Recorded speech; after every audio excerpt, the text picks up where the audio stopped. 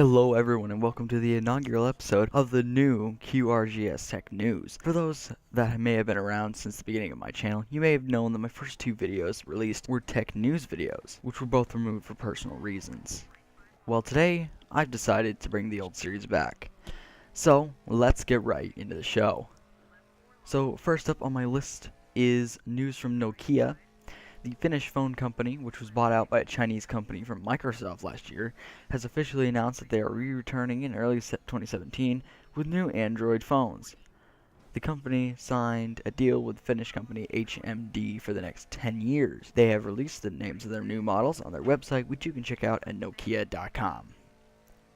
The next is news from Google, with Android Nougat version 7.1.1. This new version of the operating system released today, which is the 5th of December, and now Nexus devices will get formerly Pixel exclusive options like an emoji and GIF keyboard, along with female counterparts to all emojis. You can also get app shortcuts on the home screen activated with a long press of the icon. And Pixel owners get raise to wake and double tap functions, which will open the lock screen when said things happen. These updates will be available on the Nexus 6, Nexus 6P, Nexus 9, Pixel, Pixel XL, Nexus 5X, Nexus Player, Pixel C, and General Mobile 4G over the next few weeks.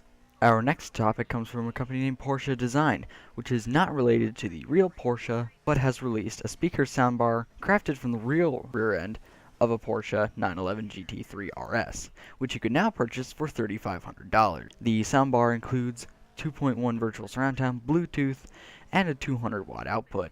This, of course, is made out of real carbon fiber, aluminum, and titanium, since it is the actual rear bumper of a Porsche. Those who are interested in a more exotic option can pick up the Ezavox by Exhaust, which is a $21,000 speaker made from the rear end of a real Lamborghini. Electronics manufacturer Panasonic has announced their new design for LCD screens, which could bring them head-to-head with OLED panels. This IPS display has 1,000,000 to 1 on its contrast ratio, making it competitive with much more expensive OLED technologies. Today's standard LCD panels have a contrast ratio of 1,800 to 1. Panasonic was the last manufacturer of plasma TVs, so it would have been nice to see them bring a new product. However, earlier this year they announced that they are exiting the consumer TV market, meaning this new display will only be put into business-focused displays like medical ones found in hospitals. Hopefully Panasonic will allow another company to build us some nice LCDs for the average Joe Schmo like you and I. GoPro has released their new Karma stabilizer grip for their cameras, which are now on sale for $299 each. Originally offered with the Karma drones that all had to be recalled when they began falling out of the sky, this fancy wand will let you record in style. It'll be compatible with the Hero 5 Black out of the box, but those with Hero 4s will need a $29 harness add-on, and Hero 5 Session users will have to wait until the second quarter of next year for their harness. Microsoft is joining the race to take over your living room with the new Windows 10 Home Hub feature, which will debut sometime late next year and into 2018. Windows Central claims that it will crush Google Home and Amazon Echo, and will be available on all Windows 10 devices, letting you summon Cortana from the lock screen. It also has a feature which appears to look like a sort of kitchen fridge surface, meaning Microsoft may also have plans to take over your kitchen. 1.5 years ago, Amazon released the API of their AI, Alexa, from their Echo products, meaning anyone could use it to make a speaker with it. Well, they just partnered with Intel and are going to be providing a reference plan and other things that any manufacturer will be able to make their own speaker. The Verge predicts off-brand Echo systems by the end of next year.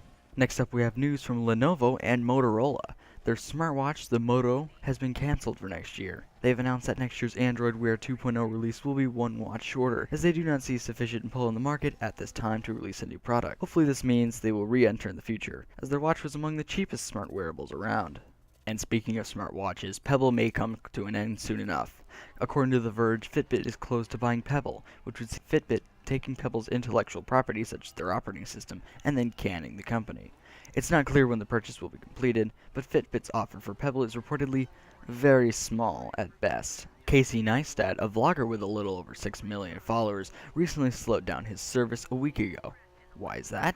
Well, CNN just bought him, his app Beam, and its 11-person team. Reportedly joining the TV channel next summer, he will have an actual TV show on the network.